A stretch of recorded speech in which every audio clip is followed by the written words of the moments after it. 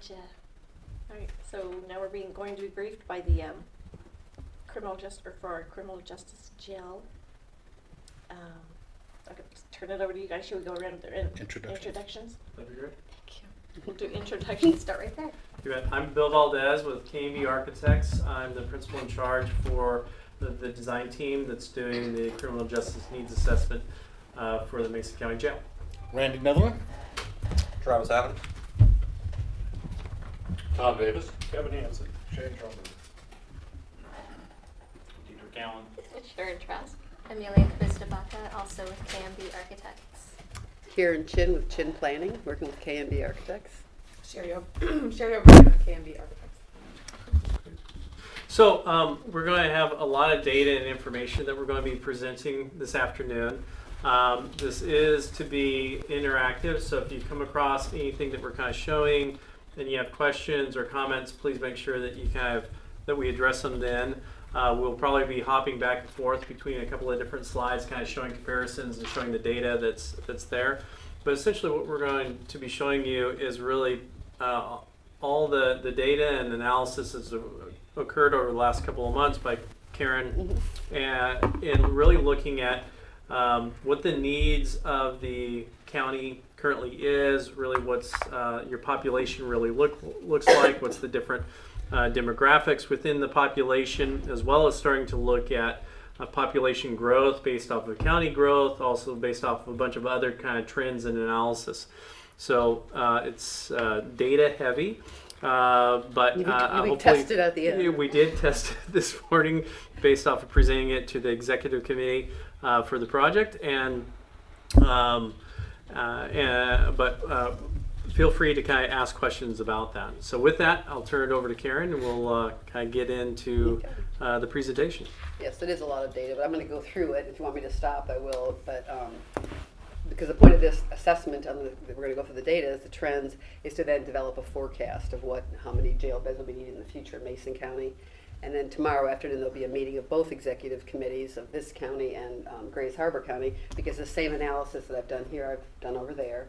And we won't go through all those slides again, but I've kind of picked out 8 or 10 most relevant slides, and particularly the forecast, so that then the conversation will be happening between both counties if you're interested in standalone or joint facility. So with that, I'm going to go through a little bit of a table of contents. The major headings of what I'm going to go through, the first one says sample, vision, and mission statements, and because I didn't get, there isn't a criminal justice mission statement for Mason County, so I just gave a couple of examples, because when I do an assessment, I like to look at what is it you say within your criminal justice system. And there are some individual, like the sheriff has one or different ones, but there's not one for the whole criminal justice system. And so I provided a couple of examples we'll look at, because I like to look at that and say, here's what you say is your vision of how you want to operate. And then as I assess the data, I say, well, if there's any misconnect or what could be changed in the future to match up, align your vision with what your actual practice or what the data is showing. And I think it would be important as you move through this process, especially to talk about building a new jail facility, that there would be a mission, and I can provide other ones, but I'll give you a couple examples. The rest of this stuff is the data that I'm going to go through: the demographic trends, your overall what's been happening in the county, crime and arrest trends, court trends, jail trends, a little touch on jail operations overview, comparative jail data, and I'm going to get to that slide because I have information from the Sheriff's Association. But it's always so difficult to say comparative, like apples to apples, because I've already found out, some, like Grays Harbor, they don't have any alternatives. When I look at their jail, it's just who's in the jail, whereas you've got some alternatives here. Or in some counties, they don't include maintenance and utilities in their jail budget, so it underrepresents what their true per diem cost. But I'm going to go through it anyways, and I have the 2018 published from the Sheriff's Association, and hopefully soon the 2019 comparative analysis will come out, and maybe it'll have a little bit different data. But there is still some things I think that are very telling about Mason County in that comparative analysis that I'll point out. And then finally leading to the forecast, and then where I just kind of summarize, 2 or 3 pages of bullets to kind of summarize the data and assessment that I've taken a look at. So with that, just to give you a sense about the first slide, and the first mission statement is from Lucas County, Ohio, which is Toledo, and that is really more of a corrections division mission statement, that it will, the goal is to maintain prisoners and follow Ohio minimum jail standards and American correctional and standards for detention facilities. So it really kind of lays out, so when I look at that, and I was assessing their system, did they comply with ACA standards? Were they following Ohio minimum standards, so that we can make recommendations about the future? The second one is more of a mission statement for our criminal justice system, and this is Sarpy County, Nebraska. And it's where they all came together, judges, courts, jail, and hammered out a short statement. And here they really talk about having a justice system that's timely, fair, and efficient, and ensures offender accountability to both the victim and the community, but also to provide services and programs in the least restrictive means of control and confinement possible. So they really wanted to have a jail, certainly, but they also wanted to make sure that there was appropriate other alternatives. They'd have people in those alternatives, and you do have some alternatives going on here, so that's a good thing. But that just kind of gives an example, and moving forward in the future, I think it would be good to have in a document as we develop a new jail, to say, here's our mission statement. I can provide lots of other examples, you could wordsmith it, but there isn't really one right now for the system, so that's why I put a few examples in there. Okay, let's go to the Demographic trends. demographic trends. I have 3 or 4 slides on this. So this just shows your 2000 through 2040 projection from the Office of Financial Management, State of Washington. 2000 to 2010 is the actual census data on your population. You were at 49,000, then you grew to 60,000, which is about a 36% increase by the time you got to 67,000 in 2020. But these are, of course, now the census is going to be coming about this year, so that'll be updated. And then 2030 and 2040, it's going to still be a pretty big clip, about almost 1.3% per year growth, a little bit less than it was from 2000 to 2020. But one thing that's different, in Grays Harbor versus here, is Grays Harbor population right now in 2020 is 74,000, where you're at 67. But by 2040, you're projected to be at almost 85,000 population, and their population is projected to be 77,000. So although they're a larger county right now, the forecast is that you're going to be a larger county over the next 20 years. And again, the 2020 census will be finalized, but these are the projected. They're projected. Yeah, but you're going to be growing to 85,000 population by 2040. And that's the period of time I'm developing the forecast for. But that's just general population. Now, just to look at the population profile, it's primarily Caucasian. American Indian is the largest defined minority at 5%. The poverty level in the county here is higher than the state of Washington. State of Washington, overall poverty level, income below 27,000 is 11%. In Mason County, it's about 14.5%. And again, this is based on the it's a 2017 census estimate. When we get the 2020, that will obviously be the confirmed census. Unemployment rate is 6.2%, is also higher than the state average of 4.6%. And the median household income at 58,000 is about 10,000 less than the state of Washington median household income of 69,000. For a little look at the population profile. Another aspect of the population, go to the next slide, is in 2016 the Washington County Health Rankings. And so all 39 counties are ranked in terms of health outcomes, health factors, socioeconomic factors, which is some of the information I'm taking a look at now, because there certainly are a lot of evidence that there, besides crime and arrest, a lot of socioeconomic factors also play out in your criminal justice system, like homelessness, poverty, drug addiction, other factors like that. And what I see here is that high school graduation of 73% is a little bit lower, certainly the national average of 86%, and Washington overall average high school graduation of 78%, having to do with employment and employment opportunities. Certainly high school graduation rates are something to take a look at.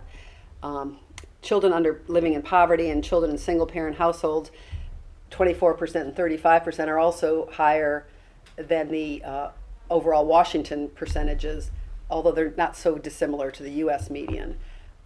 Violent crimes, the number of violent crimes reported per 100,000 population is a little bit lower. In Mason County, it's 285, and overall in Washington, it's 301. So in terms of violent crimes against person, it's slightly lower. But in overall factors of 39 counties, health, clinical care, and socioeconomic factors, and even health outcomes tend to be on the lower side. In other words, there are certainly, we're going to see in a minute about what people are arrested for, what are your filings in the court, and some of these socioeconomic factors are going to continue to play out in terms of what you're dealing with in your criminal justice system. What's that bottom one? Injury, death. Injury deaths. What are we considering injury deaths? Is that car accidents? What are we calling that? I would have to go back and double check on that. I wasn't focused so much on that, but injury of Okay. deaths, I'm sure of deaths due to whatever injuries are. So any combination of car accident or other work accident, workplace accidents. And it is higher than the state of Washington, but it's pretty similar to the U.S. But I can follow up just to clarify that, to list exactly I'll look it up. yeah, what the exact injuries are. So probably, excluding any death from natural causes or a criminal event. Right. But I will clarify that, because also on this one, this is 2016 health ranking. I want to see if I can get more recent. A lot of times when they compile data, you're going to see on some of the U.S. data, it takes a good 2 years before you're Like our actually getting. unemployment right now is 5.8, just so you know. Unemployment is right here in the count. Let's go back. It's 5.8 now for December. They haven't put January in yet. 5.8. Okay. Yeah, that's going back to the what would it say? Unemployment there was 6.2. Now it's 5.8, right? And so every year, or probably every month, it's going to change slightly. But Yeah. the most recent published census information is the 2017 census update. As the 2020 comes out, that will be important to update that. But I'll note that it's 5.8%. Those are just some look at the demographic trends, and certainly looking at population, how it's grown and how it's projected to grow. Now the next set of slides and some bullet points has to do with what people would think is that crime and arrest. If we're talking about a jail, let's make sure what's happening with our crime and arrest in that county.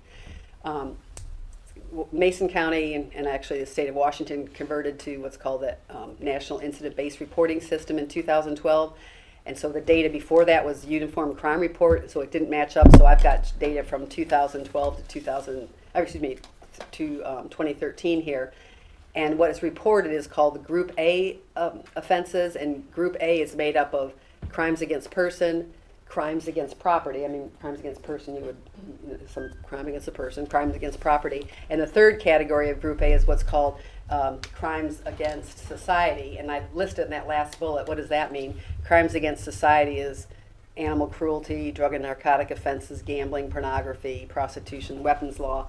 That's kind of that third grouping. So this shows the actual reported crime. We don't know who's been arrested yet. Reported Group A crimes from 2013 to 2018 went down about 1.5% per year, because it went from 3,900 reported offenses to 3,572. And when that's translated to a rate, in other words, Group A offenses per 1,000 population, that's decreased about 2% per year in that time frame. Taking a look overall, again, this is just reported crime. And as you can see on the next slide, it's very similar to what's happened in the United States, that the crime rate and the number of reported crimes in the United States has gone down over the last 10 to 15 years and continues to go down. Actually, reported crime in U.S. crime is still used in the Uniform Crime Report. It's down about 20% between 2007 and 2016. And then so is the rate. In other words, the number of reported crimes per 1,000 population. So Mason County is not dissimilar to the U.S. in that. Go to the next slide. And now that's reported crime. What about arrests? Well, Group A arrests have decreased about 18%, about 3.5% per year, going from Group A reported adult arrests of 761 down to 618, and then Group B, which is the other group, and you see on my footnote there, Group B offenses are bad checks, curfew, vagrancy, disorderly conduct, drunkenness, DUI, family offenses, liquor law, peeping Tom, trespassing, all other offenses. In other words, not the ones that are crimes against property, crimes against person, or crimes against society. That's actually declined about 7.5% per year. So that overall total adult arrests in Mason County have decreased about 35%, or about almost 6% per year in the time frame. And then we'll look at how that compares nationally. A very similar graphic, because with certainly some exceptions throughout the country. Oh no, I'm sorry, this is what are people arrested for. The next slide is a profile actually in 2018. Instead of just looking at the numbers, what are people actually arrested for in 2018 in Mason County? And so Group B offenses accounted for 56.6%, and Group B included those things such as I just read them off. The Group B offenses, which is almost 60%, is bad checks, curfew, vagrancy, disorderly conduct, drunkenness. In other words, not crimes against person or property or society. that's 56%. And if I add to that crimes against society, which tend to be some of those lower level offenses also, arrests for that is 5%.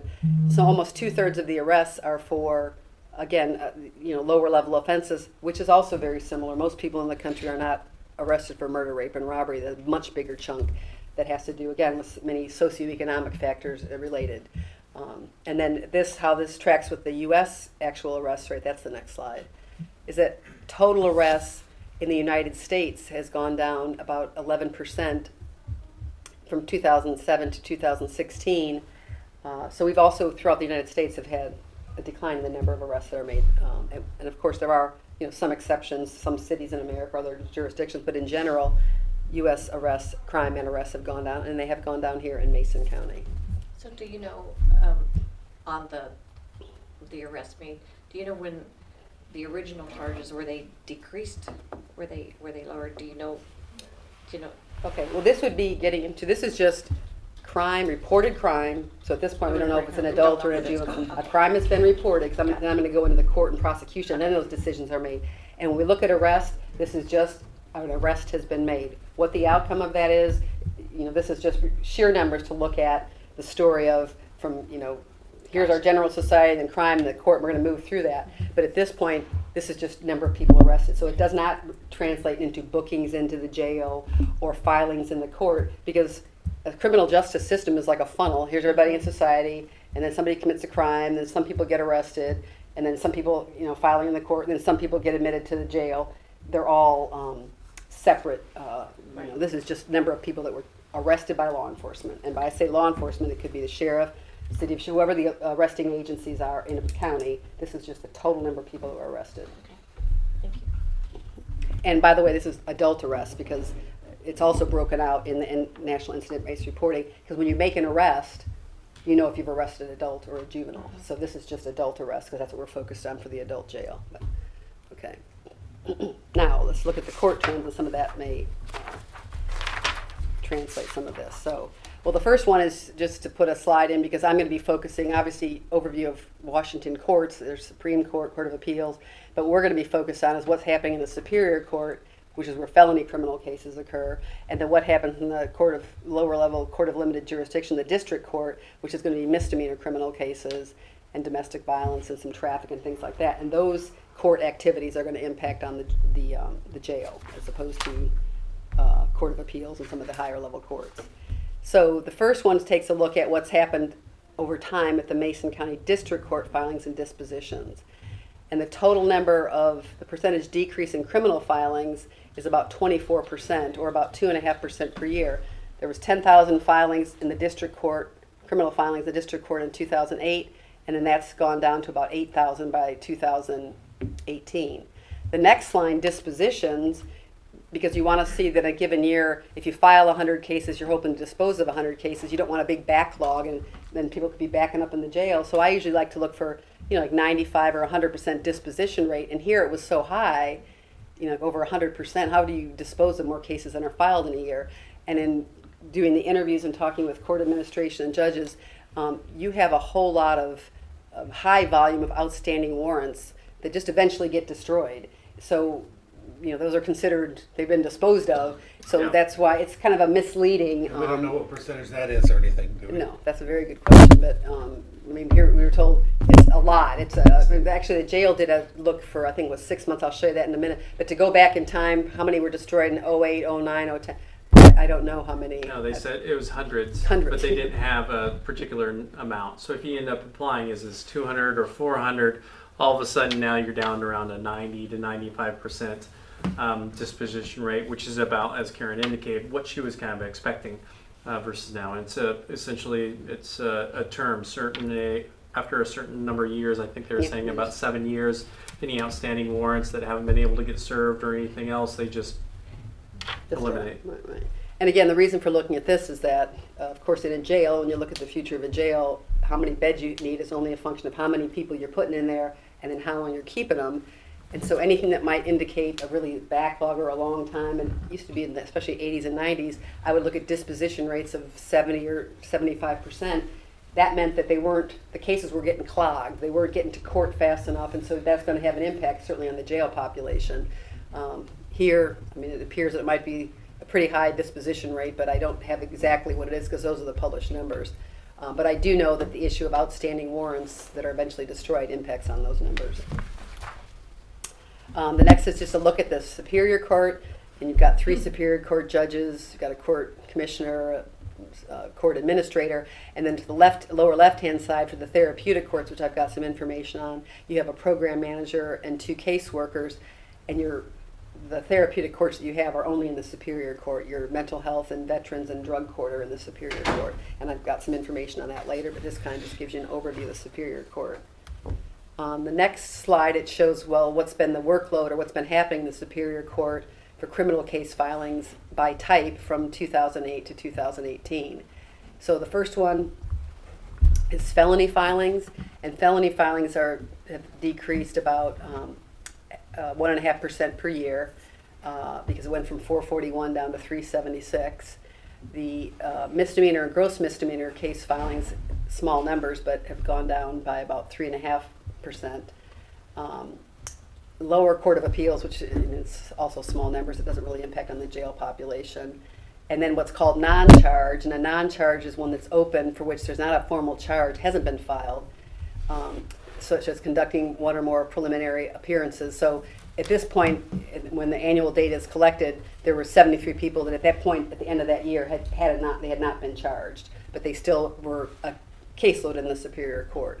So the point here is that, again, with the exception of the lower Court of Appeals, which is a small number, overall criminal filings in the Superior Court are down about 2.5% per year.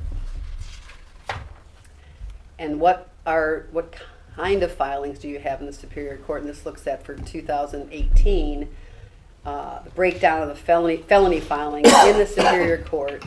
A third were crime against, roughly a third, 30% were crimes against person, 31% were theft, burglary, or motor vehicle theft, and then 20% were for controlled substance, and other is a whole lot of other categories, many of which fall into the category of substance use disorders, drug possession, other things like that.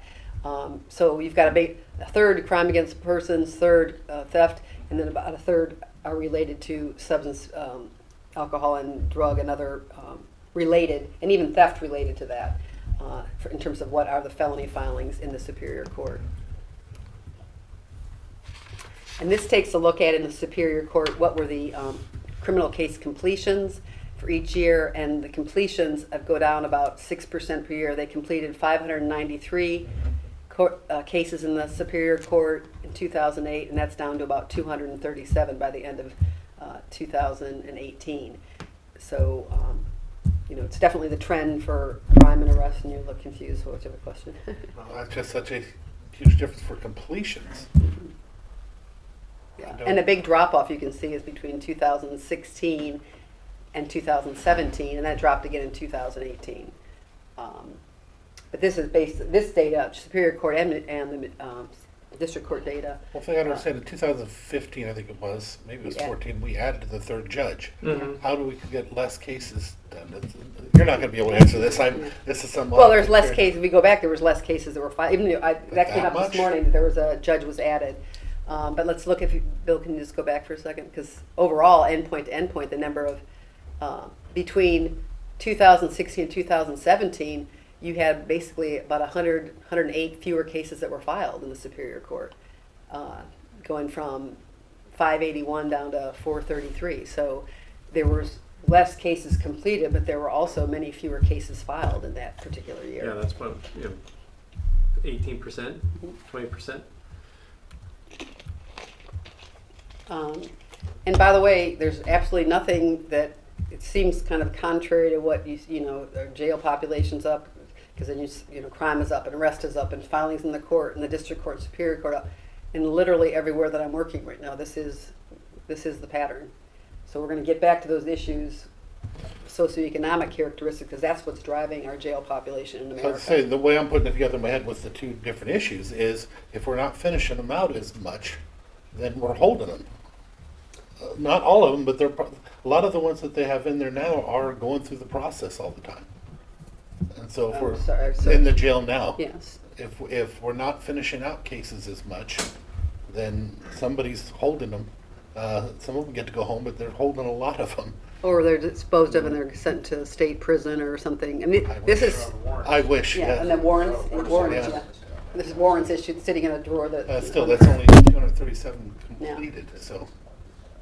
Yeah, well, there was a big drop between 16 and 17, but there was a big drop in the number of filings too.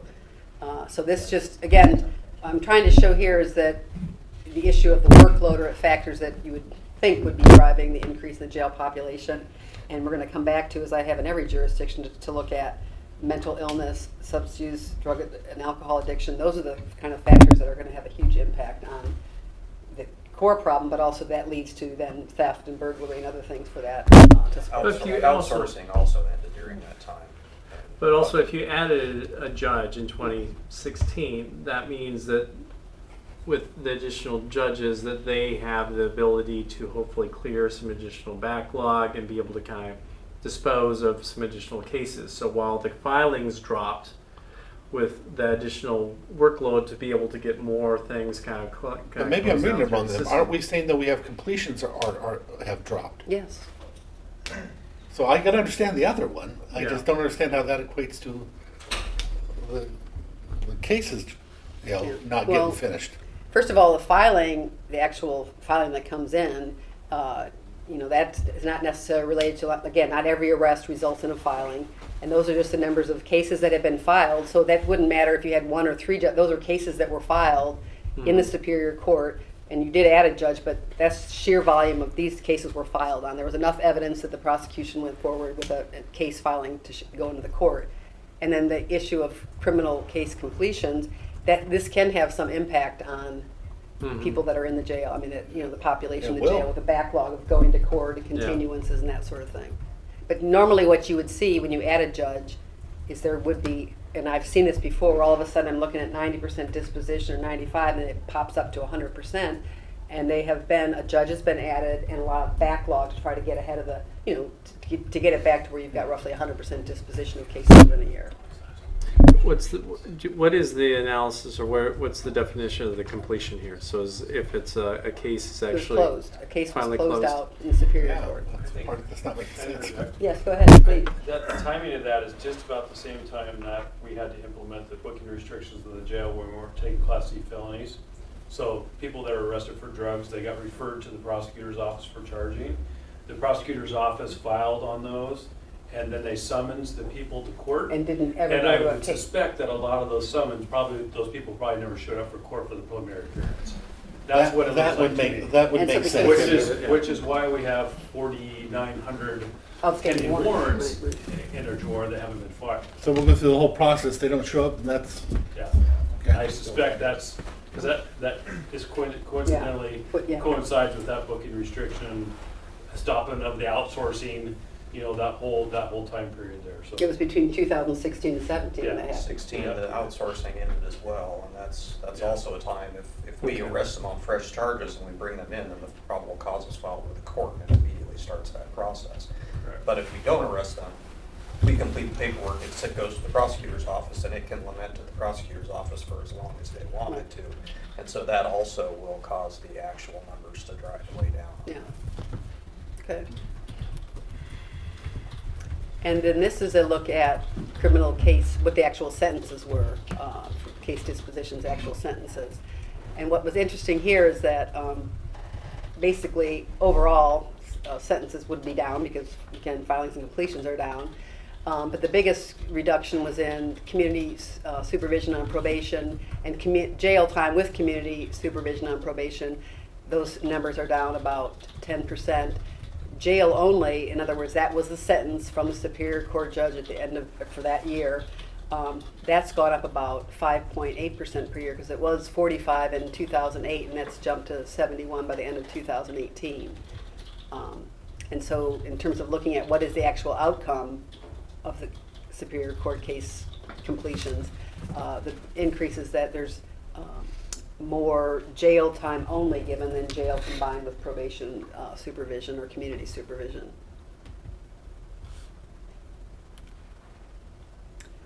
A really important thing to look at, and I don't have good information, actually, Commissioner said maybe you could follow up because we've tried, I listed Bill.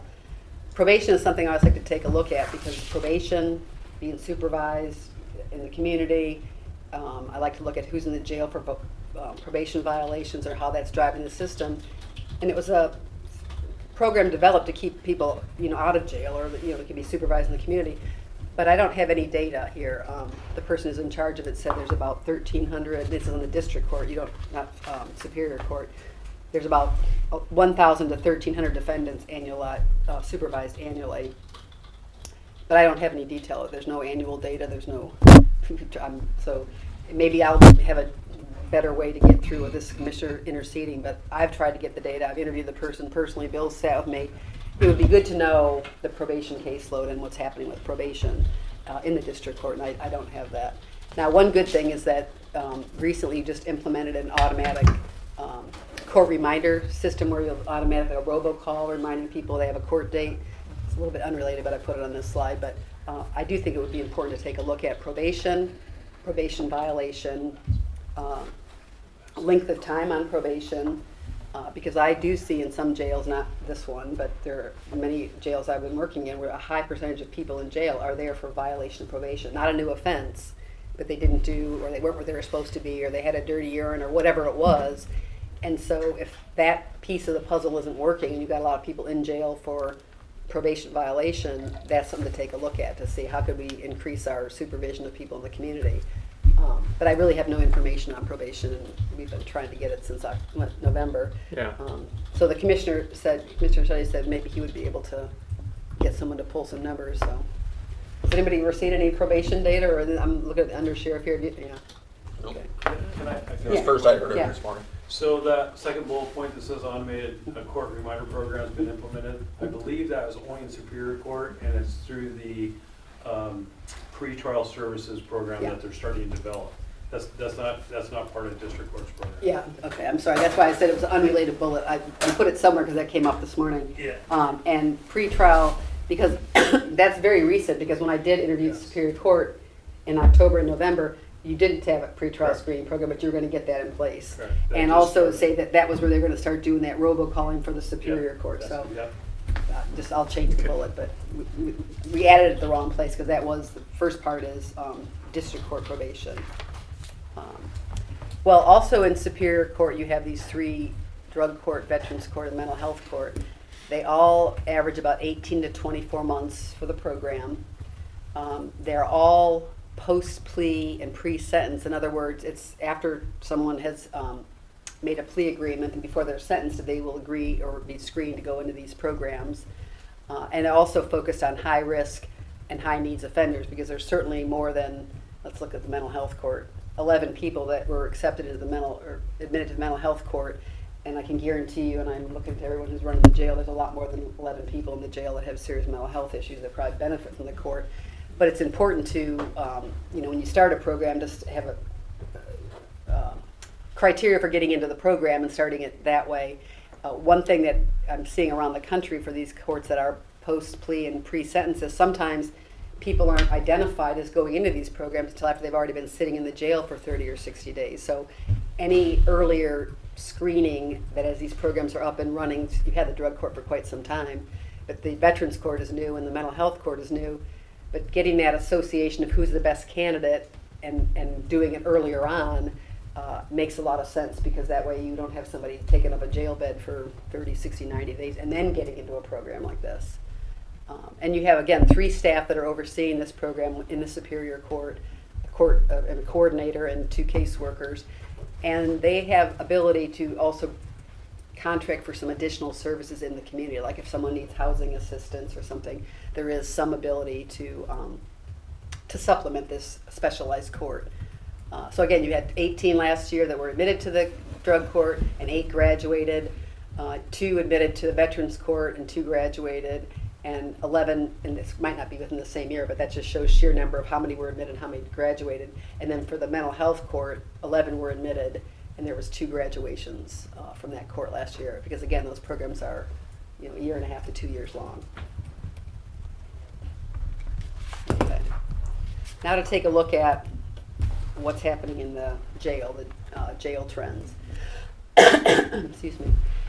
This shows monthly average daily population in the jail, and this is all population. So it says average daily jail population, but in the last couple of years, it's going to include a few people that are on electronic monitor, that are on work release, or in the specialized program, the alternative sentencing program, which is like a DUI, alternative sentencing, where they're not actually in the jail, but they are under the supervision of the jail. So if you didn't have those programs, you know, it shows like, for example, so far and through 2019, you averaged about 112 people in the jail, but 20 or 30 of those were not physically in the jail. They were actually on, I mean, they're under the supervision of the jail, but they are 2 or 3 were in work release. About And 20. you don't have the numbers separate? Yeah, so then I have that for on the next slide. On the next slide, Yeah. okay. But, okay, go to the next slide. And this shows for this year, or I'm sorry, not this year, but from January through June of last year, average daily population by category. And we spent some time this morning, I was with the sheriff because they've been so good, the sheriff's department, getting me data. But these numbers didn't match up with the total numbers. So, for example, this shows, let's just say January of this year, if I added up jail, alternative sentencing, electronic monitoring, and work release, that's 115. But Bill, if you can go back to January, this says for all, it's 128. So I'm off by like 15 or 20 on, you know, these numbers are the most reliant, and this is what I've used for forecasting, because even if you decide you're going to continue those alternative programs or expand them, it is part of your jail population. So these are the numbers that I use, the actual head count that were in the jail. But for example, 128 in January 2019, and that compares when they're broken out to, go to the next slide, Bill, again, 115. And the discrepancy in June, if I added up jail, alternative, electronic, and work release, it's 90, but it doesn't match up exactly to the June, go back one slide, what's June 28? That says there's 108. Now, one of these explanations, that's why we had to have, you know, there's always data questions, is that perhaps some of these people are ones that are, maybe you could help me on this one, Shane, they're actually in another facility temporarily, like they're your population. Mental health population. Right, Yeah, exactly. maybe in like a Western state or other facilities. Right, so they're somewhere else, they're still DOC. an inmate of the Mason County Jail, but in other words, on that next slide, if there was a 4th line item that said, you know, housed out or temporary different location, that could round that up to the, you know, the Yeah, 10 or that is- 15 that I'm off by monthly count by looking at who's in what programs. This is important to know because what it's showing me in June of this last year is you have about 30 people a day that instead of being in your jail, you know, the 59 number is low, it's higher than that, you know. But the numbers for alternative sense, electronic monitoring, work release from discussions are accurate. So that's showing that roughly 30 people a day are in some form of alternative. If you didn't have those programs, that would just increase the total number of people you would have in the jail. And then the jail did collect data through June of 2019, and there was about almost 5,000 active warrants. So we talk about how many warrants are being destroyed. There's a lot of warrants that are not served, and that ultimately, after some 3 to 4 year time period, are just destroyed. Now, this table, also we went through this, is admissions. And when I say admissions, meaning booked into the jail, but this is really an admissions number for everyone that's even brought to the jail, whether they're booked in or not. So this is going to over-represent in developing the calculation for. So this also didn't match up with the annual data that I initially had collected. But again, this is including if they come to the front door of the jail, even if they're not booked in, you're counting that as an admission to the jail. And then the next one is average length of stay. And this is showing that the average length of stay is about, based on that average daily population and those admissions, is about 17 days. And that combines someone that's booked in and out within 24 hours and someone that's maybe been there for a year. That's overall average length of stay. And that's below what's considered the national average of 26 days. I have a note at the bottom that said based on the annual data, the length of stay is 27 days. And again, the annual data, you'll see that in a minute. Next slide, Bill. This is the initial data that I got before I started getting all the data from the Sheriff's Department. it shows very correct on the annual average daily population. That's all the population, even if you're an alternative program, about 117. That number of admissions, the 1,500, and if you use that calculation, that would show about 27 days is the average length of stay. But because the admissions number is much higher than that, because they are counting admissions for people that are brought to the jail, whether they're booked in or not, the true average length of stay is about 17 days in the jail. That's the overall average length of stay. So that'd be people like on the DUI program, Mhm. you know, that show up, but they're not in jail, Yeah. but we gotta book them. So it still shows as an admission, but they're really not in the jail, so. And what are we doing, about 10, 15 a month? Yeah, probably about that. 15 a month, just on the DUI program, so. Yeah. Well, I show this for discrepancy again because I want to make sure I have the right data. What I'm certain about, going back to the first slide, is that is your accurate monthly count from 2008, and I like monthly data because it's many more data points to develop a forecast of your total jail population, and that's what I use to develop the forecast. Well, now just take a look at what's, besides just the sheer numbers of how you've gone from 135 a day down to 112, and that has to do with the booking restrictions and also, basically the booking restrictions were put in place in 2016. Males represent about 70% of the population, females are 30%. 83% of the population's jail is white, Caucasian, which is tracks with what your general population is. And the biggest category at over almost 41% is 25 to 34-year-olds. And the next biggest one after that, if you add in 35 to 44, then you're looking at over 61% of the population. Do you have any historic information on male versus female? I don't have any historic information. Is that something you've maintained over time? We can get to the JMS system, Thank you. Okay. to the jail management system. Like the last 4 or 5 years. Okay. National trends, though, as the female population is increasing, Yeah. which I would expect you're no different. Yeah. This is a little bit higher than what I would normally see. I mean, right now, nationally, if I'm looking at a jail, I'd see 80% male, 20% female. This is slightly higher, but of course, this is a one-day snapshot because it's not in an automated database. Maybe you can do a snapshot profile.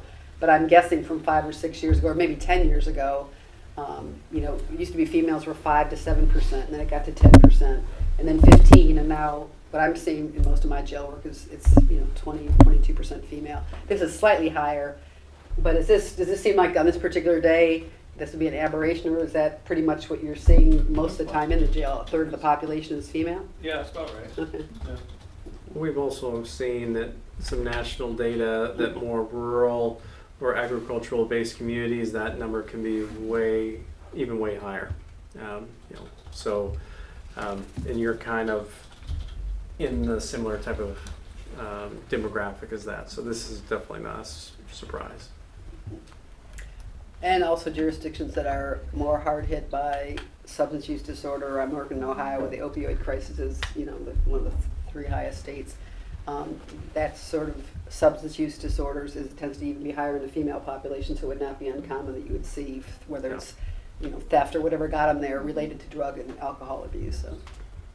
So this is a snapshot to look at the Mason County population. This happened to be, the first one was on December 4th. These were just all snapshots because the state isn't all collected each month the way head count is in the jail, but it's important to kind of get a sense about who's in the jail. So here you see on the left, and I brought this up to say, wait a minute, Class C felony, that's 34% of the population, and gross misdemeanors 34%. Because when I was doing interviews, they were saying we don't allow any Class C felonies, or we don't have any gross misdemeanors.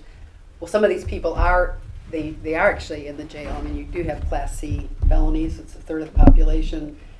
Gross misdemeanors 34%. So almost 70% of the population is either Class C felony or gross misdemeanor. Biggest category under judicial status was awaiting arraignment. So on this particular day, a third of the population was awaiting their arraignment hearing to have their initial appearance of their arraignment hearing. And in terms of offenses, just the sheer number of most serious offense of what people were in the jail for on this particular day, assault was 23%. And then if you add DUI or possession of controlled substance or negligent driving related to suspended license, that's about 25%. So again, when you look at what tends to be driving a jail population, rape and robbery at this particular time was very small numbers. Murder was 2. So your big chunks are going to be crimes, property crimes and crimes related to serious alcohol and drug addiction.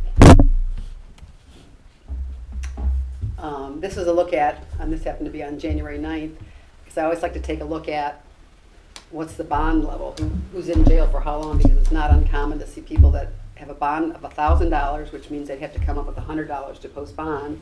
They're in jail for 60 or 90 days in some of the jurisdictions I'm working in, saying, okay, what sense does that make? If your jail's $110 a day and somebody owes $100, why do you want them sitting there for 2 or 3 months? And you know it's a low-level charge if it's only a $1,000 bond. Well, you don't have a lot of, you have 22% of the population has a bond set at less than $5,000. And then you have about 11% where it's set between $5,000 and $10,000. And I think, Shane, you had mentioned that probably most of that is a $5,000 bond, right? So what's good about this look here is that, well, first of all, no bond listed for about 40%. Because if you're in jail and you're under a sentence or a bond hasn't been set because you're awaiting arraignment, but of the 60% of the people in the jail on that day, you have about a third of them that are a 10,000 or less bond, but more likely, close to 5,000. Some places I'm working in, and even some adjacent counties, the bond levels are astronomically high, and people, once they're in the jail, the bond that's set is so high that they're not coming out at all. And that's the reason why across the country this whole issue about elimination of cash bail, to say, a lot of people have $100, but a lot of people don't, and so they sit in jail for low-level charges. But you don't really have those really high bonds set at, what is it, like 8-10% of the bonds that are set are over $25,000. So you do have lower level bonds than compared to other, and compared to your neighboring county, Grays Harbor, where there's no bonds below 5,000. Everything is like 10,000 and above. Very, very high level bonds, which means when they get in jail, they're not leaving because people don't have that kind of money. Again, based on the profile of who's in the jail, there's not that kind of money to bond out. Yeah, these numbers are more correlated to your murder, robbery, rape, quantities, and stuff like that. So it's all very, very appropriate. Now, just to look at some of the issues on the jail. First off, the one is that I talk about mission statements. Well, the jail has a very clear, strategic goals. Expanding alternative sentencing programs, getting 30 people on the monitor, updating policies and procedures, evaluating, converting to electronic data management. These guys have got me a whole lot of very good information here. Having consistency between shifts. So there are goals and missions of the Sheriff's Department, but this is, again, for the whole criminal justice system, which I do think would be a good idea to develop. This is that's a layout of your jail. Current floor plan. And so we've kind of gone over really what its capacity actually is. So we talked quite a bit, the design capacity, which is essentially how the facility was originally designed through either its initial design or through additional growth. It was designed to accommodate 68 beds and 68 inmates. Its functional capacity, so over time, how many can it actually hold and still operate well, is about at 80. So it's still above its design capacity. And then what is discussed is an emergency operational capacity. So if needed, with adding additional bunks and beds on the floor and other emergency measures, they can get up to 93. And then of these numbers, there's about 18 that are for alternatives within the plan. And then we also have just this additional diagrams of the alternatives and some of the minimum security units that are also within the facility. So, but I think the bigger picture is that the facility is designed to be able to hold 68 in custody inmates, which obviously we've seen through the data, you've been trending well above that for a long time. Long time. And also just in terms of looking at this layout, and you see kind of chopped up small housing units with really difficult sight lines. And also it was not programmed for a jail of today, which is, again, 50 to 60% of the population in the jail has a serious mental illness and need for having some specialized housing units. We have more mental health and behavioral health beds in jails and prisons than we have in behavioral health hospitals in America.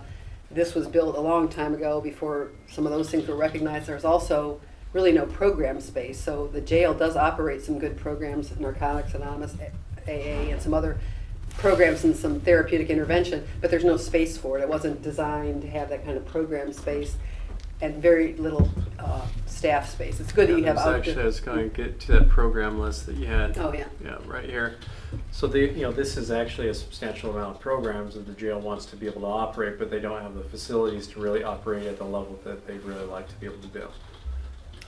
But these are a list of some of the programs that they offer through the jail.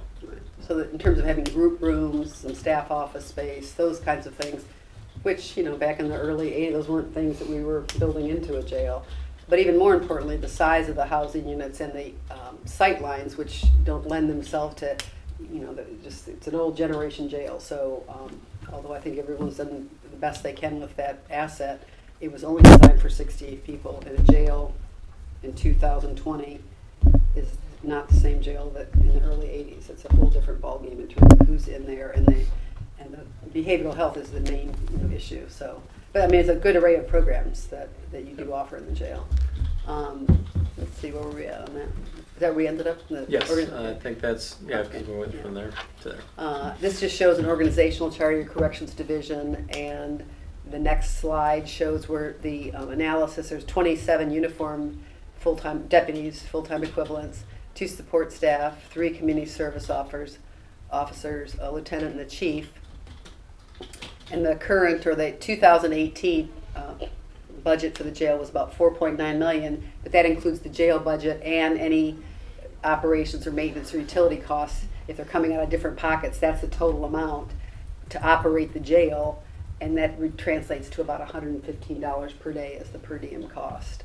And that includes people that are not actually in, or when you're doing that number, does that include the people that are actually in there, or the people that, as you said, some are not actually in there, some come to the door, but you still count as a number? No, this is the number that are actually, I say, in there, and that would include if they're on work release, or if they're under your supervision, if they're on alternative sentencing or work release or electronic monitoring. That's all part of the jail budget.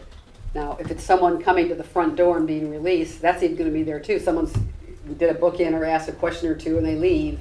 That's all going to be included in there. But this, I use the number of 118 because by the end of 2018, if we look back at the average daily population, on average in 2018, there was 118 people in the total jail population, of which some were on electronic monitors, a couple on work release.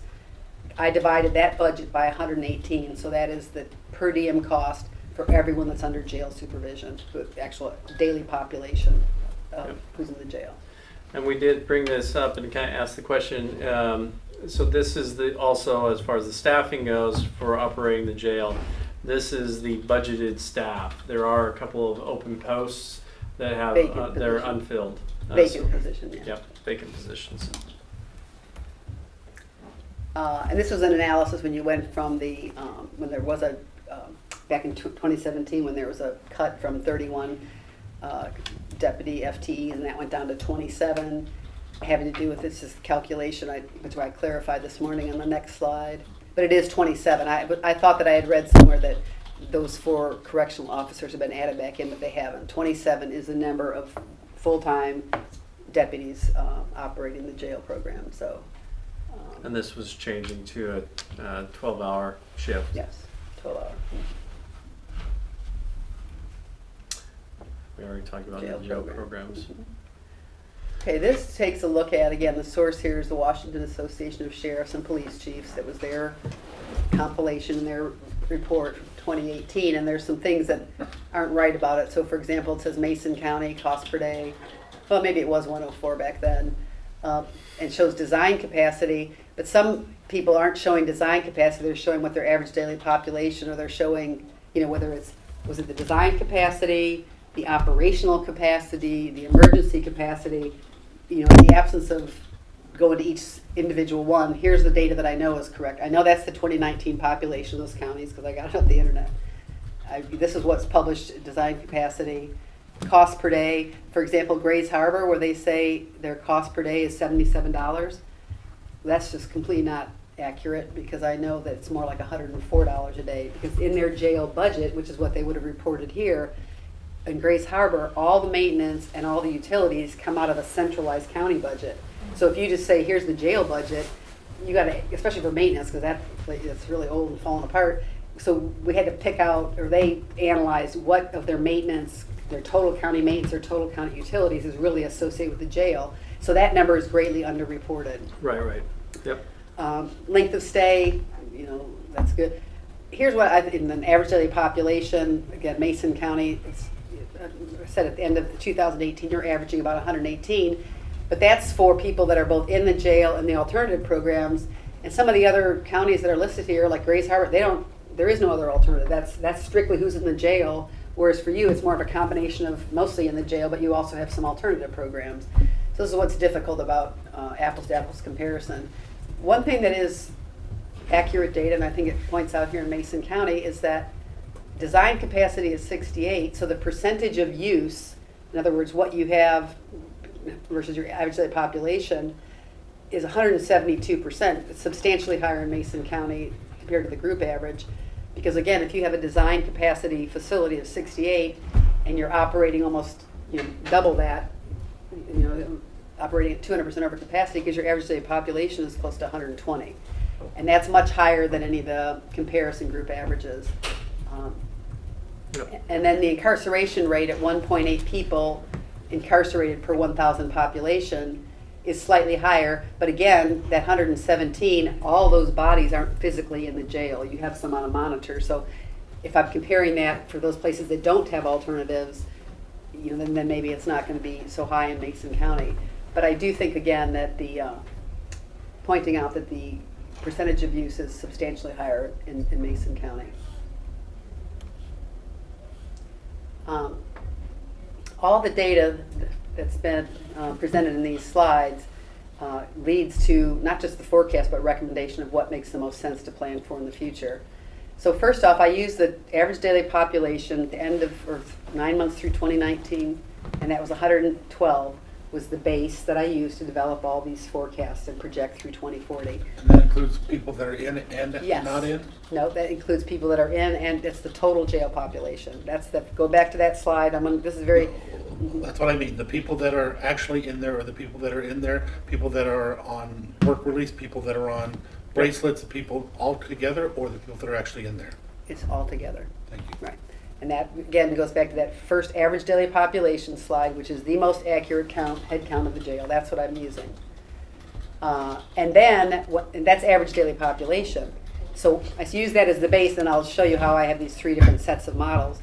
But then to that average daily population, you can't just plan for that, because there's going to be peaks in the year. If it averaged 112 for the whole year, well, some months it was 120. So and then also, you can't just put everybody in empty bed, because you're going to separate males from females. You're going to separate some classifications, categories of offenders.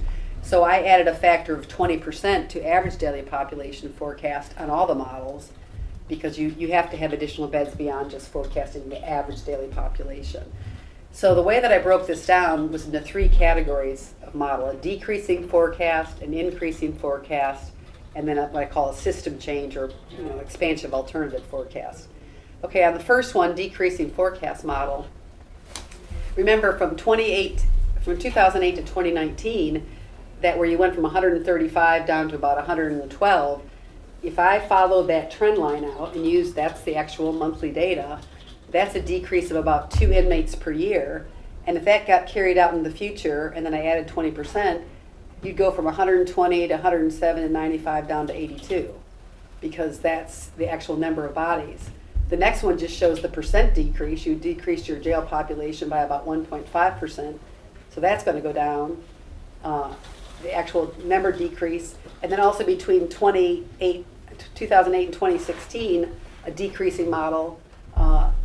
So all of these show, if you go back to the original graphic, they're all modeling when population of the jail was going down. I'm not recommending this as the model that I'm saying. I ran models because that was true data, that you did have endpoint to endpoint a decrease in population.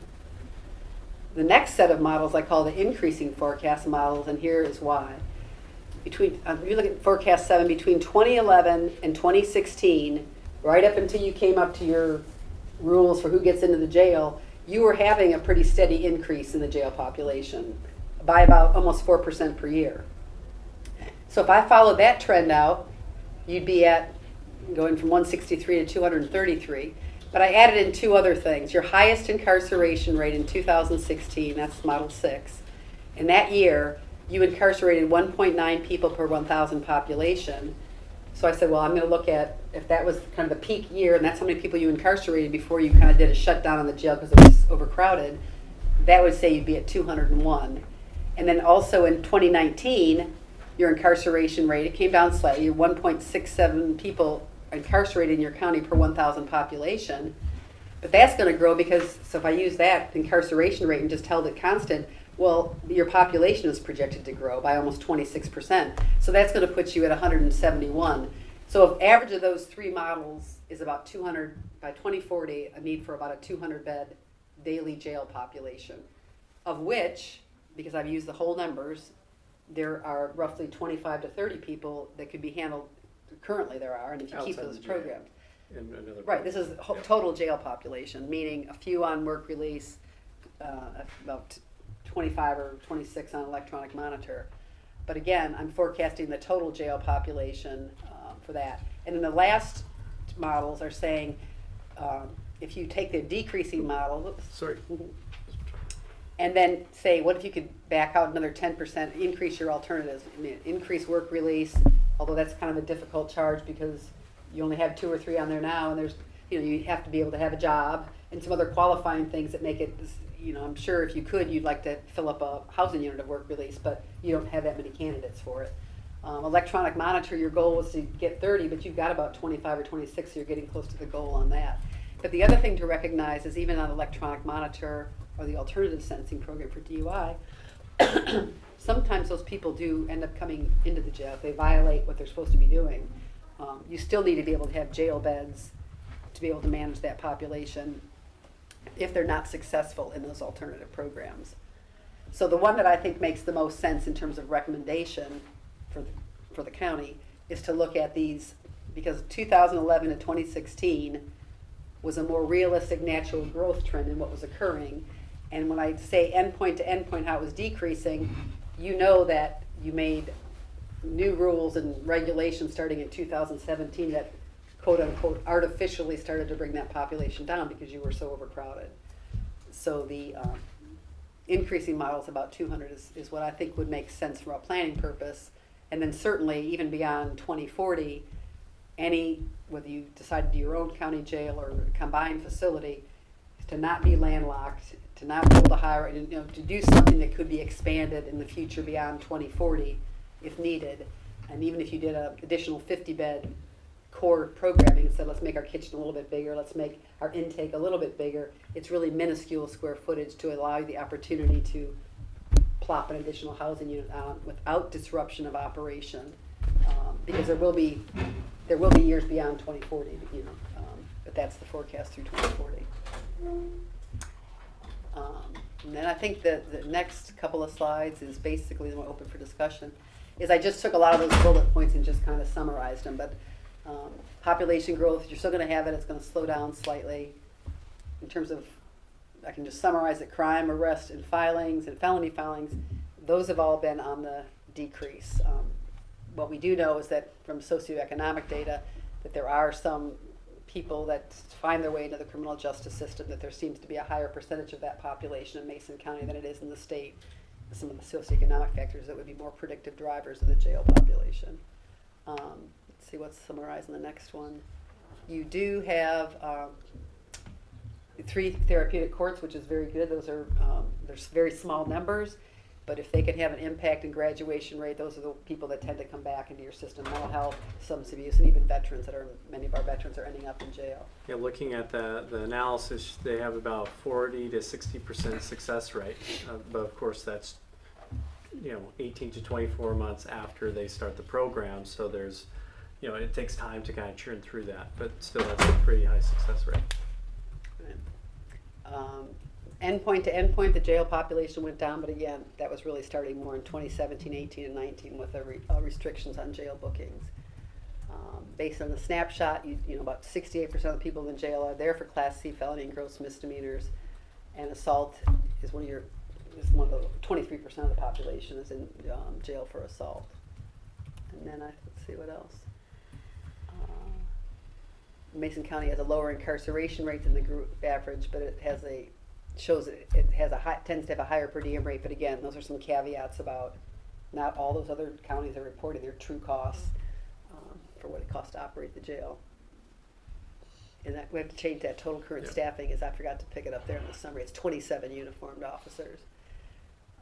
So the biggest drivers of the jail population are the mental illness, substance use disorders, lack of employment, lack of housing. Those are things that tend to work their way into our criminal justice system, not just here but across the country. And the current jail is not designed to deal with the special needs population that it does have, but also even program space for the programs you are currently running. That there's not group rooms and some of the things that now a modern jail would need to have. Can you talk a little bit more about that, just for the commissioners, kind of a juxtaposition between what a 1985 jail and what the incarceration philosophy was there as compared to what a current jail looks like and some of the alternatives, sentencing and other things? Yeah, well, we certainly, if you read the paper, you know we've kind of made a shift in our country in the last 10 years in particular. Even the last few years, I said this morning that even though we can't agree with any politically things in our country right now, criminal justice reform is embraced by both parties, and it's really something that's been coming about because of the cost. That these are very expensive buildings, obviously, to build and operate, and as what's coming to the front door of the jail is really much more difficult population. I mentioned that we did through an assessment project I'm working on right now, where 50% of the population in jail has a documented serious mental illness. I mean, psychotropic medication, serious mental illness. That wasn't the case back in the 80s. Many of the other issues about socioeconomic poverty, homelessness, all that is much more played out now in the criminal justice arena. And to operate a safe jail and to have a safe place for staff to work and not to have inmate suicide or other things, inmate on inmate fight or inmate staff, there needs to be a new, different kind of environment that has a better sorting and specialized housing for people that have those special needs, better sight lines, light and color coming into housing areas, which wasn't the case in jails before, because the behavioral research is clear on the importance of natural light, not just for the inmates, but for the staff that work there, every day, 24 hours a day, to have that an environment that is a safer environment to work in, to have ability to take people to some group rooms to bring down agitation if they can go to an NA or an AA meeting or other skill development, whatever it is. Even though you're not a long-term prison, some people are there for 30, 60, 90s or a year. And so to have some availability of those programs brings the agitation level down for the people that are there. Outdoor recreation is critically important, to have fresh air.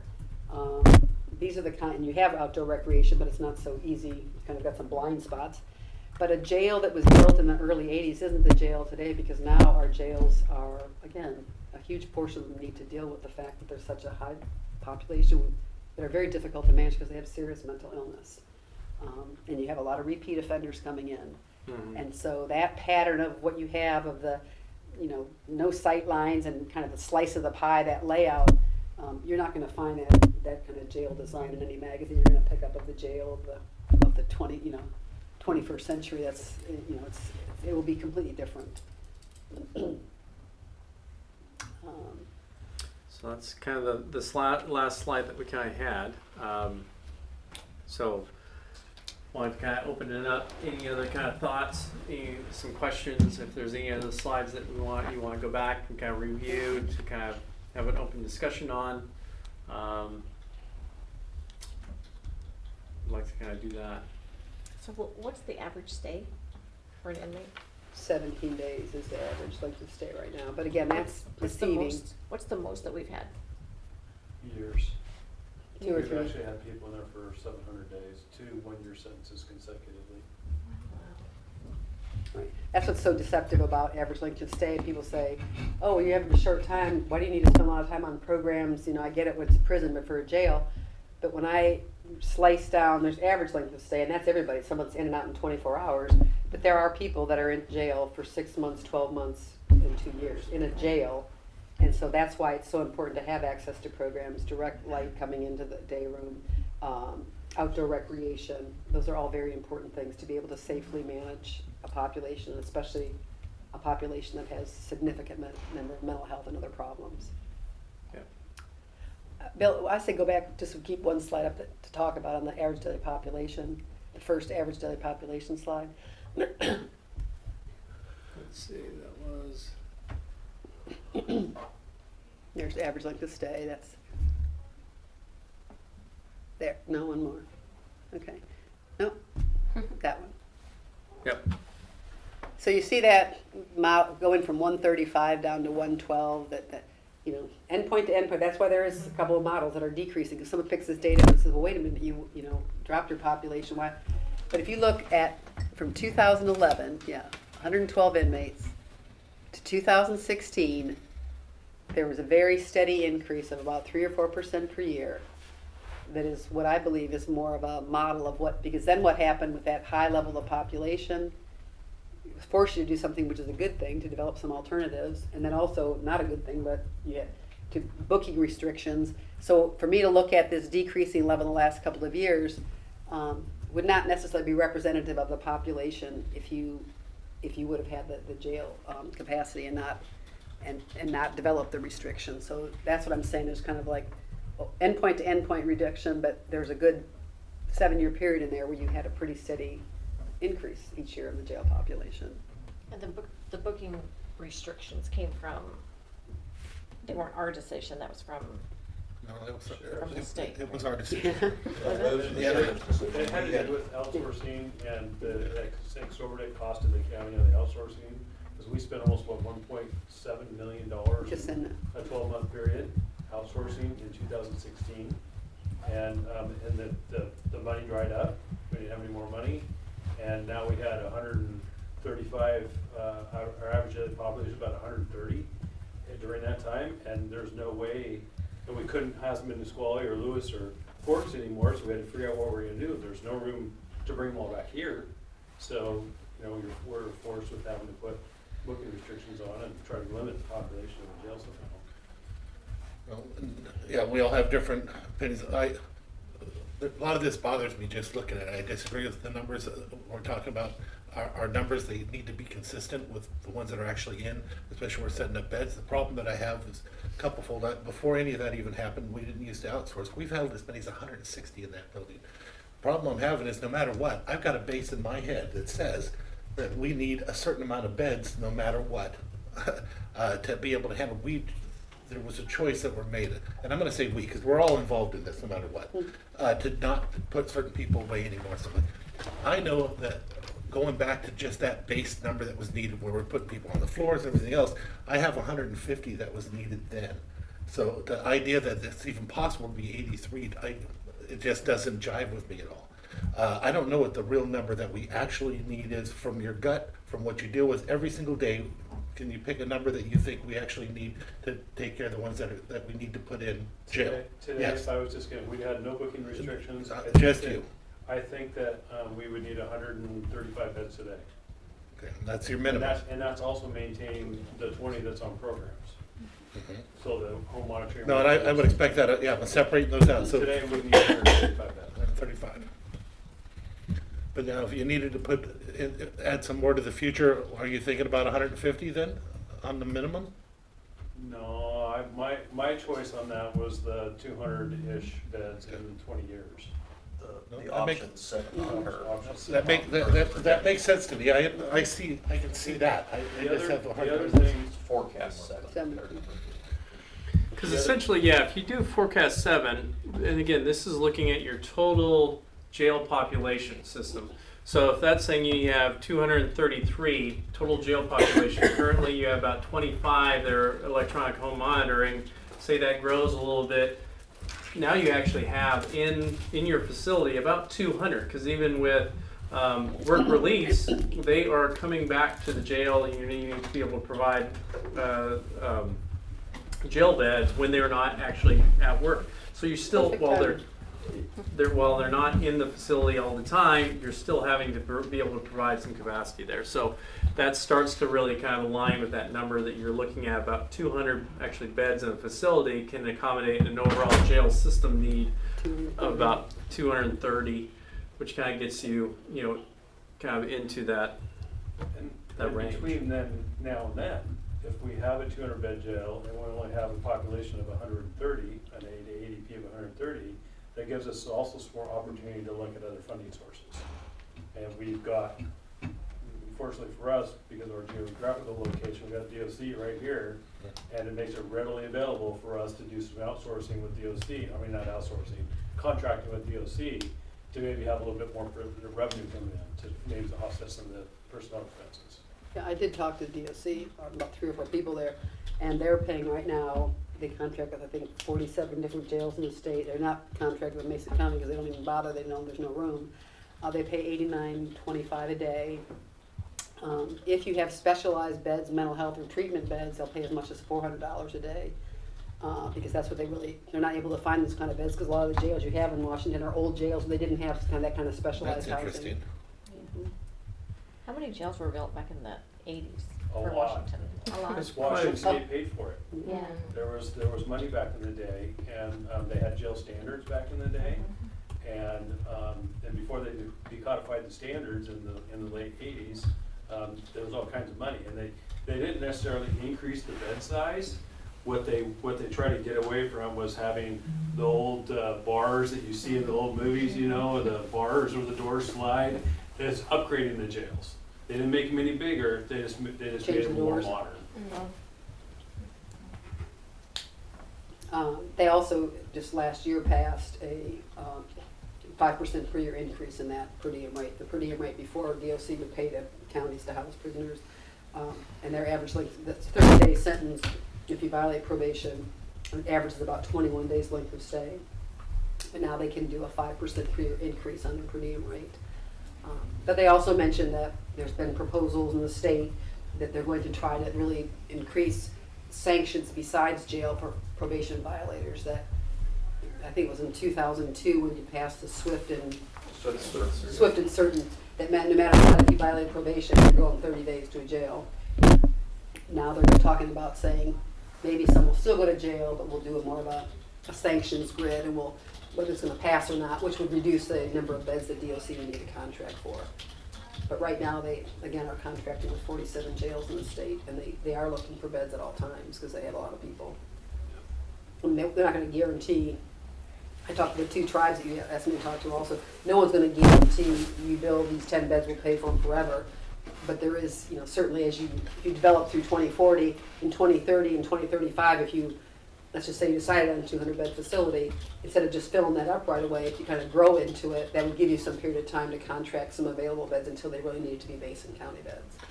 In partnering with the tribe, my question would be, if we're allowed to partner with the tribe, can we partner with them in a larger method where we can move away from prevailing wage and have them construct, as they did in Nisqually? That would allow us so much more bed space for the dollar. Well, the 2 that I talked to, first of all, they pay less, and they also said, particularly in Mason County, Chief, let's try to see that. They're not really, because you're, I guess, 14 miles from what tribe is that? Chief Smith. Yeah, we have 2. Common tribe is Chief Smith. They contract with 2 or 3 other. They contract with 2 or 3 other tribal communities. They aren't really sending anyone. They said it never really came up. Go to Mason County because it's 14 miles away. And they don't. They only contract for about 1 or 2 beds a month, and they pay $55. So I mean, They primarily go to Nisqually and Halos. those are the 2 that you have. I was thinking partnering from a whole different reason, not anything to do with that. Oh, Yeah, Their essentially, dollar. if you, again, I think to be able to make what you're kind of talking about work, that they would have to almost be the jail operator and owner to be able to not utilize prevailing wage and be able to build it underneath their tribal requirements. I think they have different building requirements, and their jails can have different Bless you. things in them that we shouldn't. Too, so I think it's very different. yeah. I just was contacting them as a follow-up to say, if you're thinking about building something here, is there other beds or need floating out there, like DOC or the tribal communities that might want to contract? And so there wasn't a clear no or not, although that tribe I just mentioned said it's not likely because they're contacting tribal jail facilities. And DOC, yeah, they're always looking for beds, but that's not like, and it's not to say they're gonna pay you X dollars to go ahead and build 10 extra beds just for them, but it's certainly gonna be an option for them because they've quit asking Mason County and Grays Harbor for some time because they know it's full.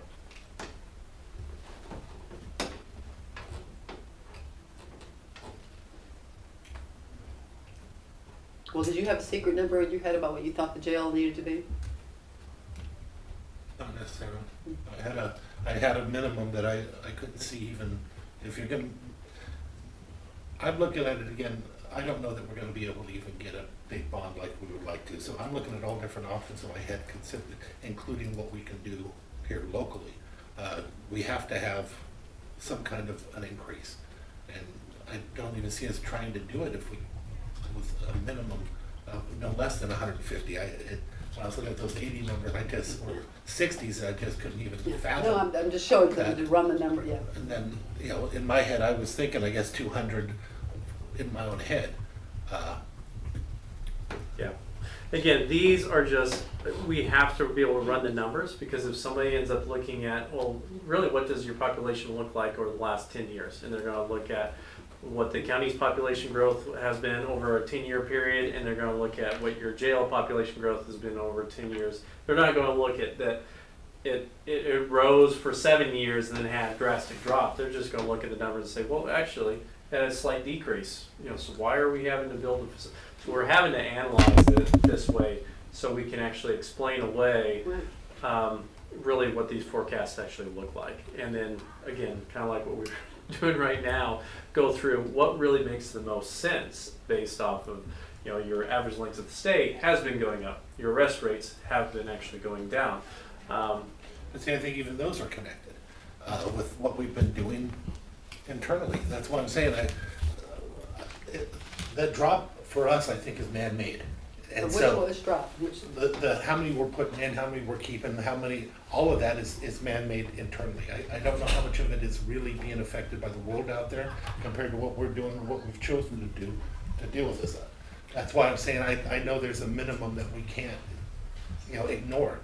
And to go back to where we were able to hold 5 years ago, 7 years ago, it's got to be at least the bare minimum. Well, I think that's, my opinion. I think that's why when you look at forecast number 7 up there, where they're talking about 2011 and 2016, which I would say is probably even more like 2010 to 2016, that average was kind of a very gradual upslope of what the trends were. It dropped off precipitously after 2016, but that's precisely because of what you were talking about. We stopped outsourcing, we put restrictions on the jail so that we can no longer do those fresh arrest bookings and those things. And I think that's why everybody's kind of looking at that and saying that forecast number 7 probably, if you were to continue that trend out, would be accurate had we been able to continue making the arrests that we felt we should at the time and being able to incarcerate the people that should have been incarcerated during that time. And I think that's probably what we're all looking And I think it was 2011, looking at the old numbers, where we held at 161 and we did not source any of them.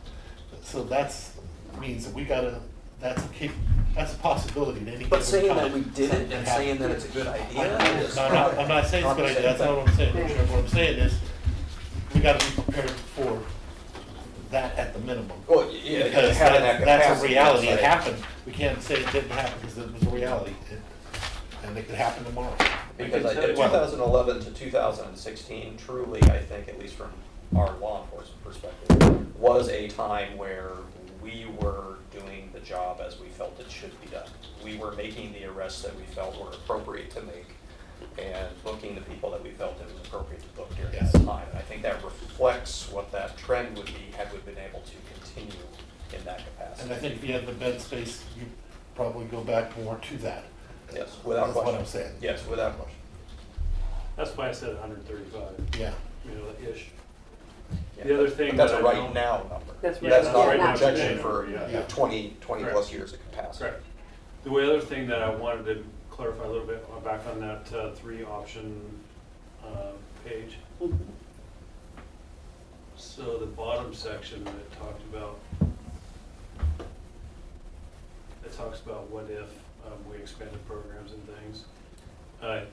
Those numbers on there for the program expansion, there's no way in heck I could have enough eligible people to have 90 some people on a home monitoring, or for even current year.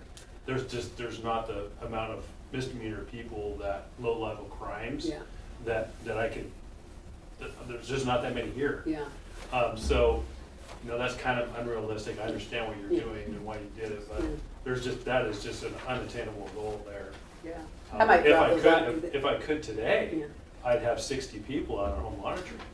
But there's just not that pool of eligible people through our court system that I can put on there. Yeah. I would. That'd be easy to handle. Not easy to do. Hopefully you're gonna share a copy of this with us, so he wasn't here for something. I was here for it all morning. Oh, yeah, oh. Yeah, I was here for the first 4 hours. Because we have, when we're looking at our budgets and stuff like that, and you're looking at one sector dropping off in how much they're getting done at the end of the year, that resonated a lot with me, and I'd like to, Yeah, actually, what I like to do, and we did this with Grace Harbor in December, except we met, and even from this morning, there's a couple of clarifications. It's just a couple of cleanups, and then just issue it Then out. we'll reissue it with our meeting notes and everything else, so you'll have it later this week. Please. And then also, what I'm going to be doing for tomorrow afternoon, when both executive committees meet, is I've just taken maybe 10 slides out of this and 10 slides out of there, and so you can hear about what's different or the same about Grace Harbor versus here, and that's for a joint presentation. But I'm sure everybody can. There's a similar size like this on Grace County, but I have a smaller one for tomorrow afternoon to not go through every detail of Mason County, but to certainly talk about who's in the jail and what the trends have been and what the forecast is. And honestly, in that forecast on the system change, because we were doing this 2-county study, I was trying to make sure that everything kind of matched up. But in terms of system change, I was trying to convince, because I think I've told you in Grace Harbor, they don't have any alternatives. There's nothing.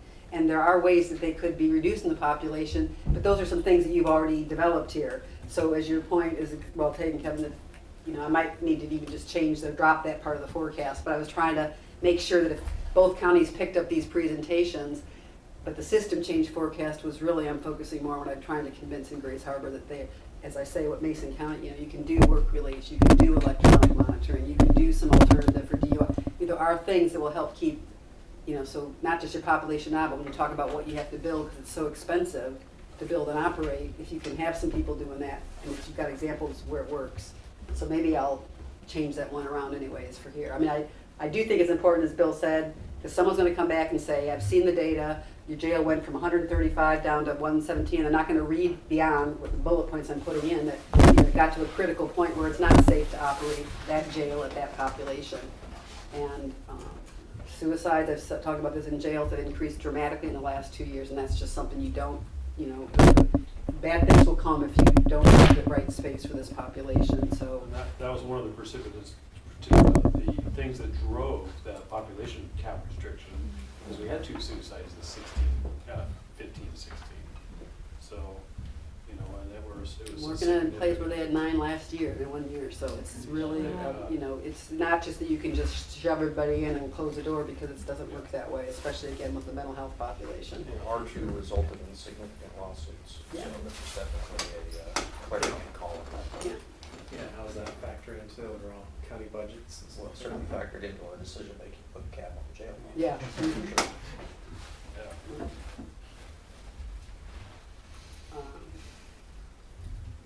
So other questions or anything else that was? So I think we kind of hammered it out a little bit. I know, Commissioner, you're concerned about the lack of filings or dispositions on the prosecutor's office. They're not prosecuted, you mean the judge. filings in the court? Or the judges. Oh, Yeah. The judges. I don't have any data on the prosecutor. Like I said before, I think that coincidentally coincides with that cap that we had on the jail, and I don't know that, it's hard to tell what. No, if that's it, that does make sense, but if it's not it, I still got a big problem. Yeah. Was it Superior or District? Superior Court's disposition, a big drop in how many of they actually finished out. Case completion. Huge drop. What we talked about. And that's after we got our 3rd judge. Yeah, that's a good question. Did you really? Yes, we did. That's why I wanted you to see the numbers on that. What I talked about, Commissioner Shooty, was that coinciding with the population, the stop of the outsourcing, the population cap on the jail, the booking restrictions, and all the referrals that the deputies were doing to the prosecutor's office that may have gotten charged, but then the people aren't in custody, so they don't show up to court to take care of their case. Well, it shows as a pending case still. Yeah. So That's a good answer. Here, that's the slide. You see it was pretty, 590, 580, dropped down a little bit in 2010, but, that was a pretty substantial drop from the 60. Well, knowing that we had such a backlog, I would expect if we're bringing a third judge that goes up, not down, for how many gets.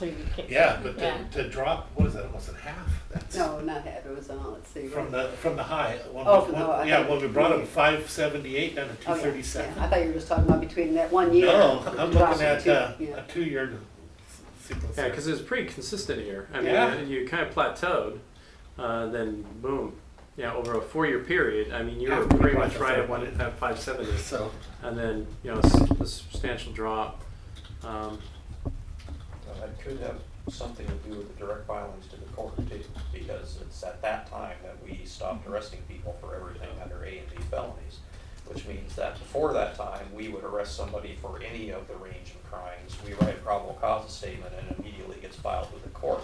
After that, it doesn't get filed with the court because that's not addressing filings. but That's we just spent more money to invest in more commissioner and stuff time because they're backlogged on. I'm just explaining why. I think you know, too, different. the other thing, Commissioner, that is probably a caveat to that is I think we've seen a big uptick on the civil side, and that might be what's driving their need for some Could be. other resources, but generally speaking, that's a pretty dramatic drop that is counterintuitive, like you said, with adding the third judge.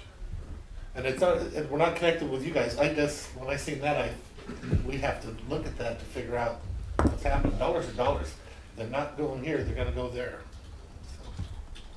And I thought the judge was on this executive committee from this morning. I thought- He is. Yeah. Because So that's what's nice so- about having when you're, like when we did this in Grace Harbor in December, and we had people that, because again, I'm collecting data, I'm doing the best, but there's always gonna be, oh, well, what about this number, or questions, or like probation data.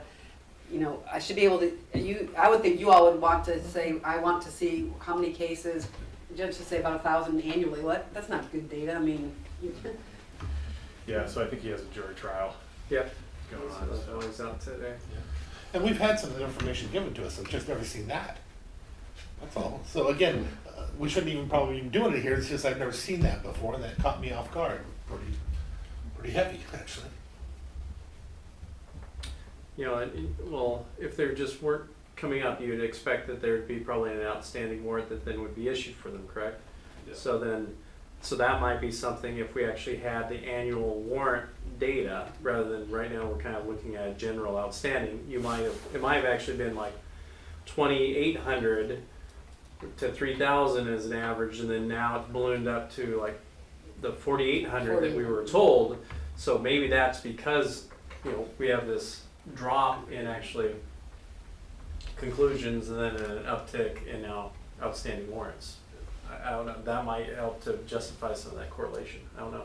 So the other thing that we need to remember as we go about this process is that if and when we ever build a new jail, there's going to be that influx for about the first 3 years that we move into a facility of artificially increased population. the increased demand. Because we're gonna just start picking away at those 4,900 warrants that are sitting out there, and the daily population is going to increase, and then it will drop again, and it will flatten out.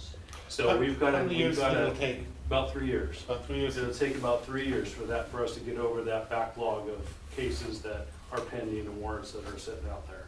So for about 3 years, we're gonna see probably I would say a 15 to 20% increase, artificial increase in the average daily population, and then it'll level back out.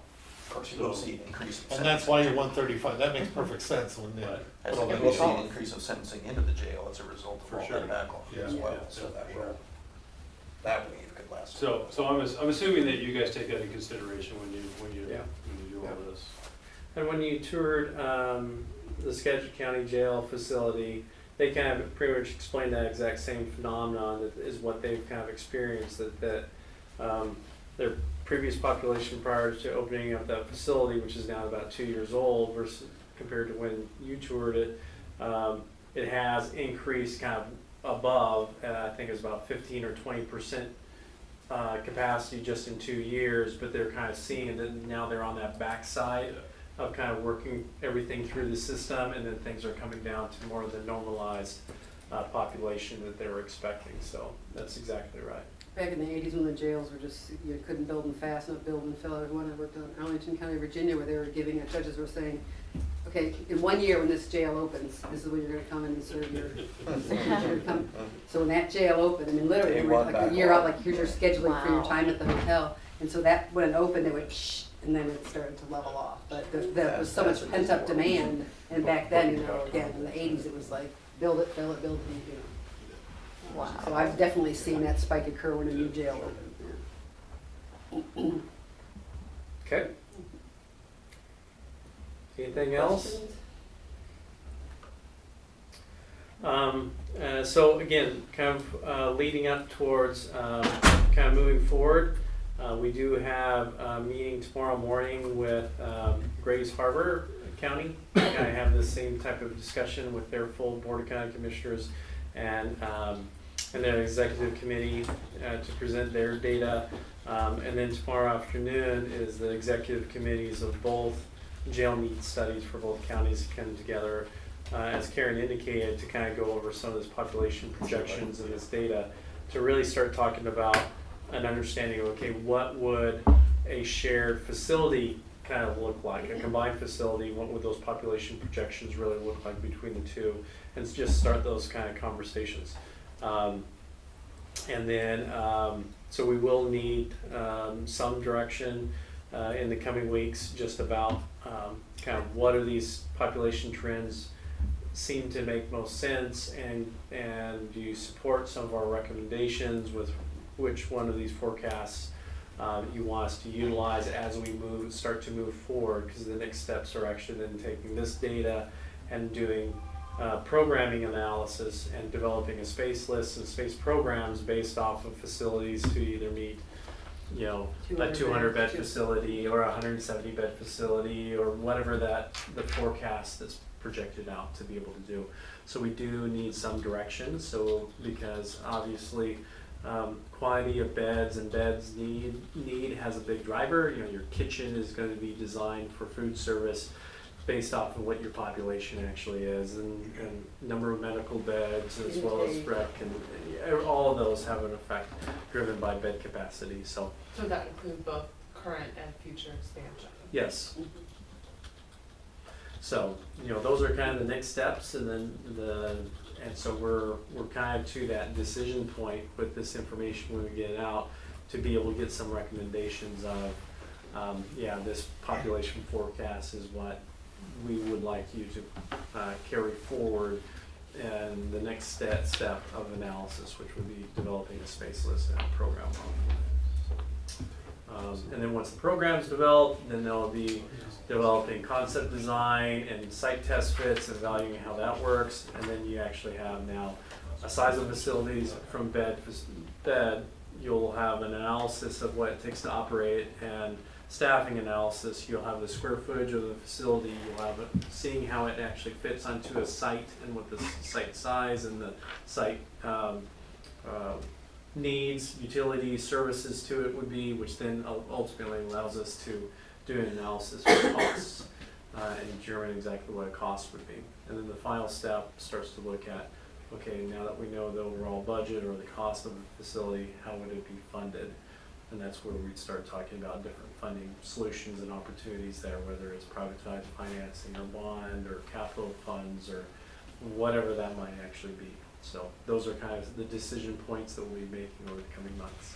So where in that timeline do you see the break point on the decision between two separate facilities and one joint facility? Because I see a really hard conversation about everything from judicial philosophies to other issues before a whole lot of that stuff can happen. At the very, very end is really, or even after the report is done, So essentially what we've been tasked and directed to do by the two counties is essentially do 3 need studies, one for each facility separately and then one combined.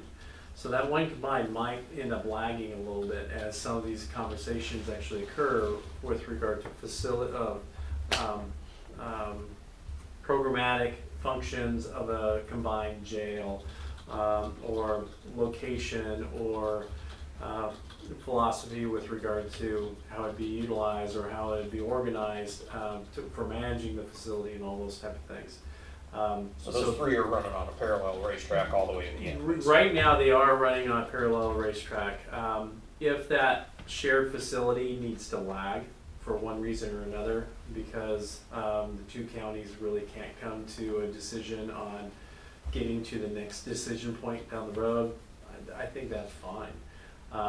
But I think, as you can kind of see from this data, if you both end up kind of agreeing, we need a roughly bed facility this much for now and this much in 20 years from now, and Grace Harbor has the same decision, you're starting to combine those numbers, and you should fairly easily kind of come to a decision of what an overall shared facility is going to be. There might be some analysis with regard to efficiencies and everything else to be able to do. So in reality, we see that those should be able to run fairly close and parallel to each other. Just how we're looking at it and doing it right now, the shared facility is running just slightly behind the other two, mainly because we have to first make a decision of what are your needs, what are their needs, then we can have a decision about, okay, what do your needs together actually look like? But in terms of the bed space, let me make sure I'm correct on this, capacity forecast and what we recommend, let's say it's 200 beds here, and I'll just say 200 beds in Grace Harbor County, so a plan will be developed, 200 bed. Then it would be a 400 bed joint use, because you certainly could save probably cost per square, bigger, there's always economy scale, a bigger facility, maybe a little bit less square foot, because the kitchen, A little bit smaller, yeah. Right, but in terms of capacity, we aren't talking about the, if you have a joint use facility, now suddenly you only need 150 beds, I mean. Exactly. Okay, I just want to clarify, so it's always going to be, this is what Mason County needs, this is what Grace Harbor needs, and then you add them together, so let's say it's easy number, 400 beds, well, here's the plan for that, and outdoor recreation or thing, ideal plan. And then it could even be falling apart saying, well, no, we don't really want outdoor rec, or, whatever they might, that might fall apart, that's why it would lag, but first it will be, here's a standalone for Mason, here's a standalone for Grace Harbor. Well, no, I like Phil's rosy-eyed optimism. I said I like his rosy-eyed optimism. I'm gonna go I like to get all the judges in the same room together, that would be a meeting to go That's to. Yeah. There's some different practices, for sure. Yeah. And then the whole thing will be by the end of, or by the summer, this phase of it to say, here's this, here's the cost of this, here's the joint use facility. Yep. So by end of summer, we'll have something. Yep. Well, even before that, in terms of what Mason County, I mean, we can start to, even if it was just roughly if a 200 bed, and what square foot per, just some parameters, to at least start thinking now about what the square footage might be. Right. Just from, let me kind of pull this up from an overall kind of schedule that we currently have.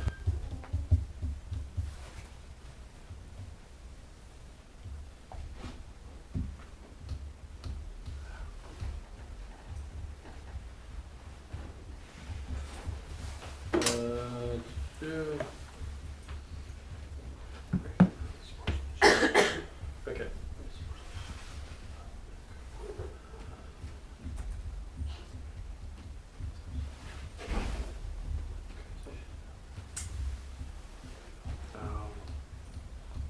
Of course, I'm not able to find what I'm looking for.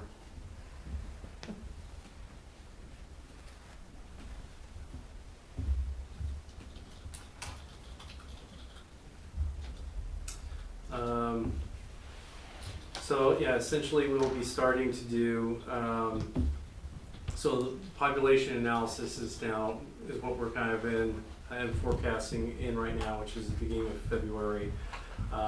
We'd have really program, which is determining and developing really what the size of the facility is based off the forecast and the bed capacity. would be late February or early into March. Then we start looking at site concepts, really adjacency, how a building would actually go together and how it would actually operate and function would be in late March. And evaluating site is in late March and getting into early April. And then we start actually looking at cost models by the end of April. And then start looking at and having discussions about funding options and funding solutions. Gets into May with kind of final wrapping up reports and finalized documentation getting into June. So that's kind of the timing that we're looking at right now. Thank you.